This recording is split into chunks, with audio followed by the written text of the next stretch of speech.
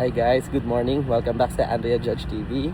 And for today's video, pag-uusapan natin ano na bang pakiramdam ko o ano na bang meron sa akin after 7 years working as an OR nurse.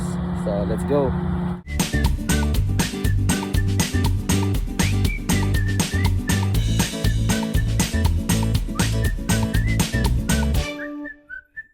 Currently, papasok tayo ngayon sa OR. Today is Sunday and it's 6:30, I think mga 6:40 a.m. na. And na-pick up lang tayo ng 7 a.m. to 11 a.m. Nagtanong nga naman sila kasi I think kulang na kulang talaga sila sa tao ng weekend. Kasi usual na mga nag-a-apply is gusto talaga, mga nag-OR, gusto talaga is yung weekdays. Yun naman yung mostly sometimes reason talaga ng mga nurses kaya nagpupunta ng OR, no, para may weekend off. And ayun, tulad nga ng sinabi ko, discuss natin yung feeling, no, o ano na ba pakiramdam ko after 7 years na nag-work dito sa hospital na pinagkatrabahuan ko and as an OR nurse, no. Siguro later i-update ko kayo. Pasok muna ako and then tapusin lang natin yung 4-hour shift and then yan, pag-usapan natin mamaya. Let's go. Hey guys, ayan, papatugtog si Kuya Alan doon ng ng Sunday oldies, no. So may kaso kami and nagse-setup kami and mamaya yung start ng case 8 o'clock start and all setup naman na kami. Inaantay na namin pasyente. So scrub ako, nakapag-setup na ako doon and tutulungan ko lang kasi ang patient namin is 450 pounds. Ganun kabigat. So tutulungan ko lang and magla-lateral position kami, no. So yun, tutulungan ko lang mag-position si Kuya Alan and then babalik ako mag-scrub. Pero so far, wala pa yung pasyente namin kaya nakapagpatugtog pa siya ng ano ba tawag nito? Sunday oldies niya. So pakinggan niyo.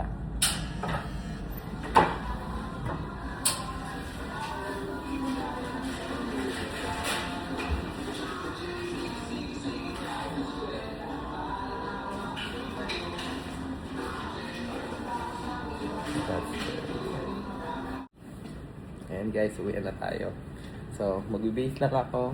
Nakapag-out na ako. So see you later. Hello guys. Yes, uwian na. Ayun, natapos din natin yung 7 to 11 shift. Actually, 11:30 na ako nag-out. And yun, another bonus, another overtime. Ganun lang. Actually, yung siguro mga 2 hours lang talaga yung trabaho na ginawa mo dun, no? Pero, ayan. So, malaking bagay din yung mga ganun dahil extra income at the same time hindi ganun kahirap and malaking help sa sa savings nyo.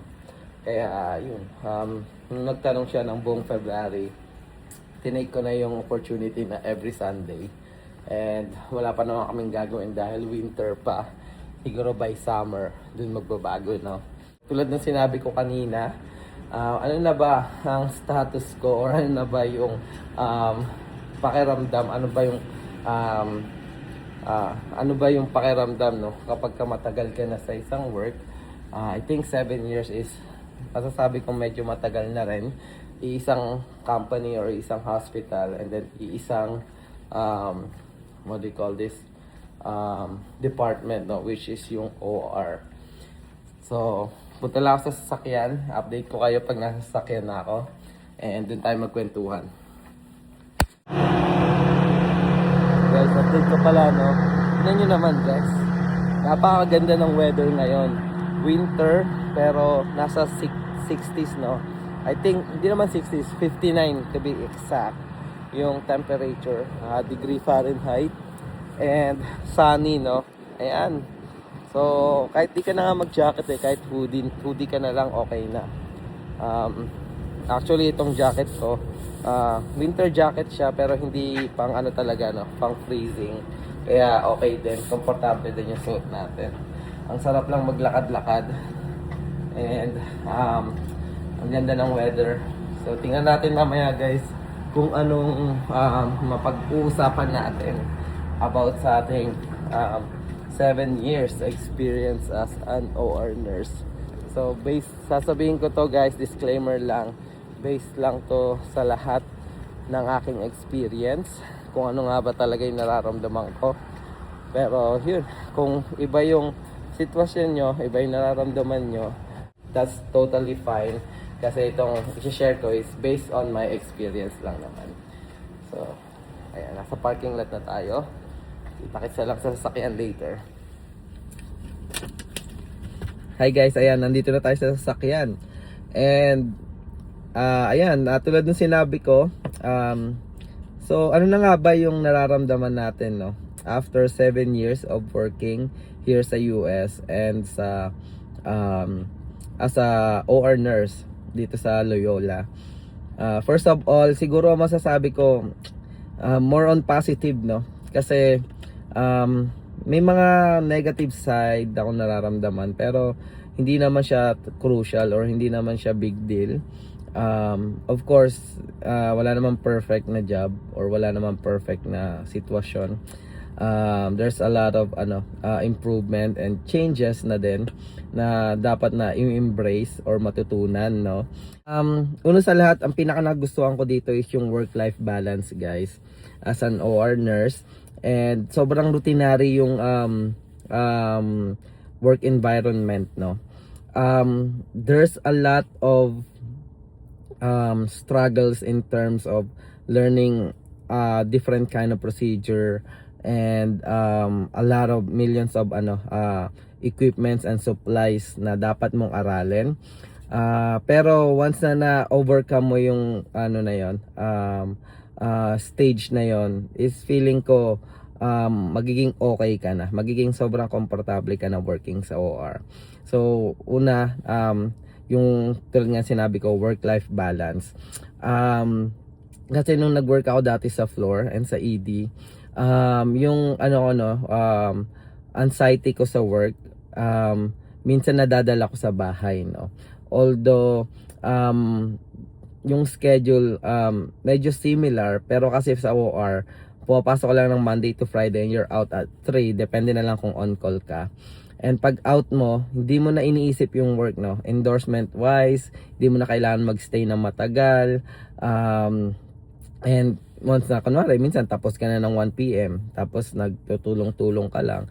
So minsan pag out mo ng 3, wala ka ng ibang ka-endorsan. Pag out of room ka, uwi ka na lang. And then pag uwi mo ng bahay, may full of energy ka pa, no, na gawin yung other stuff or other activity na gusto mong gawin, na hindi ka na nag-iisip about work. Kasi alam mo yung maging outcome nung sitwasyon doon. Kasi yun nga, tulad ng sinabi ko, routinary siya. And yung schedule napakaganda, flexible. Sobrang happy ako dito sa Loyola kasi flexible yung schedule nila. Nag night shift na ako, nag-iba na ako ng schedule. So sobrang ginagawa nila ng paraan in terms ng scheduling. And hindi mahirap magpalit ng schedule dahil maraming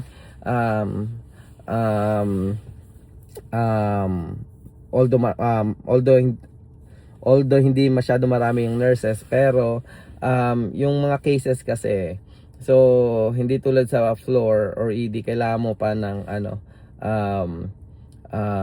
mahabang or magpaalam ahead of time kasi minsan di mo pa alam kung kailan ka malilipat ng schedule. Pero to madali lang kasi tulad nga sinabi ko, ayan, routinary sa OR. So lahat pwede mag-function dito. And ayan, ano pa ba? Yung mga katrabaho ko for 7 years, sobrang komportable na ako. Para na sa aking family, guys, dito. So parang pumapasok ng second home ko. Yun na yung pakiramdam ko dahil kilala ko na halos lahat.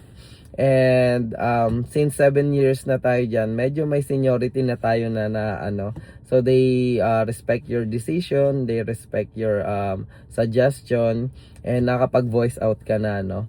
And they respect it. And ayun, And alam mo na kung sino mga kailangan mong puntahan in terms na hingi ka ng tulong, kunwari sa computer, o mga equipment, biomed, you have your tech, you have anesthesia tech, pharmacists, mga surgeons and residents. Hindi ka na ilang or hindi ka na nahihiyan tanungin, no? Or mag-confirm kung ano ba talaga gusto nilang gawin sa isang procedure. And nakakapag-communicate ka na ng maayos sa kanila. Ano pa ba? Basta, etong 7 years kong working as an OR nurse, para sa akin, masaya ako, enjoy ako, masaya pa ako hanggang ngayon. Ang only downside ko lang is, yung sobrang routinary na niya para sa akin. Minsan wala nang challenge, no? So, minsan papasok ka, feeling mo ang haba na ng oras kasi alam mo na yung gagawin mo, alam mo na prepare mo na lahat, or na prepare mo na yung room sobrang ahead of time, na minsan wala ka nang ginagawa at like 1 PM, sobrang ano na, pag nag-start na yung case wala ka nang gagawin. So medyo yun lang yung magiging challenge nyo kapag ka tumagal-tagal ka sa OR. Pero yung learning naman, marami pa naman. Tulad neto, nag-ano na ako, nagta-try matuto. May sinalihan akong vascular team na on call. So, tinatry ko matuto doon, no? So, another experience sa akin yon. And also, ngayon, being a preceptor, no? So, umano na ako, nag-enroll na ako ng preceptorship program, parang ganon, na training, no? Para yun, ako na yung magiging designated preceptor sa mga future. And may in-offer na pala sa akin din. Tinry nila akong tanong kasi nag-quit yung team leader namin sa plastics. Pero yun pa yung hindi ko muna masyadong tinake kasi feeling ko matatali ako. And as a kind of like a bigger role na din, dahil yun nga, may responsibility ka na team and kailangan mo mag-focus doon. And ako naman, may mga bata ako and family na gusto kong focusan or gusto kong pagtuunan ng time ko. Siguro sa future, no, pag malalaki na yung mga bata, pero for now gusto ko umuwi ako, ang focus ko lang is sa mga bata and kay Andrea. Ayan guys, very short vlog lang to. Naisip ko lang kasi nakita ko kanina 7 years na ako sa OR. And yan, hopefully may na-share ako sa inyo. Wala na akong masyadong maisip. Medyo nagugutom na kasi ako. Magla-lunch time na guys. And again, maraming salamat sa pakikinig guys. Hopefully may napulot kayong kahit papaano experience. Na-share ko lang. And ayun, sana patuloy niyo pa rin kaming suportahan. Dito ko na siguro tapusin yung vlog guys. Sana patuloy niyo kaming suportahan. Andrea Judge TV, road to 4K na tayo. And abangan nyo guys yung mga travel vlog natin. Gagawa tayo syempre mga ganitong nursing vlog, nursing experience, no.